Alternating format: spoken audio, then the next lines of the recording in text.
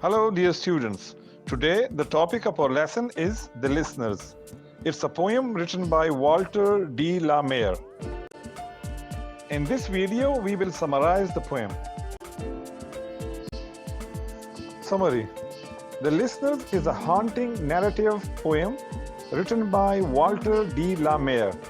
Set in a desolate and eerie atmosphere, the poem tells the story of a mysterious traveler who arrives at an abandoned house in a forest late at night. The traveler knocks on the door repeatedly, and there is no response from within. Instead, the house is inhabited by unseen spectral figures known as listeners. These listeners are described as ghostly beings who are eternally waiting and listening for a message from someone who never arrives. Despite the traveler's persistent attempts to communicate, the listeners remain silent.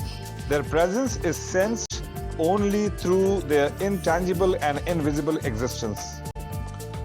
The traveler speaks to them in the hope of evoking a response, addressing them as if they were living beings capable of hearing him. As the poem progresses, it becomes clear that the listeners are symbolic of human souls, trapped in a state of perpetual anticipation and longing. They represent those who are yearning for connection and communication in a world that seems devoid of response and understanding. The poem's enigmatic and mysterious atmosphere, coupled with its theme of isolation and unfulfilled longing, creates a sense of unease and melancholy. It serves as a reminder of the loneliness and longing that can permeate the human experience. In this poem, a traveler approaches a moonlit door and repeatedly asks if anyone is there. His horse grazes quietly nearby as he knocks again and awaits a response. However, no one answers him, and no one leans out from the window to acknowledge his presence. Instead, a gathering of phantom listeners inside the house remains silent, only listening to the traveler's voice from the world outside. They stand on the dark staircase, illuminated by faint moonlight, stirred by the traveler's plea.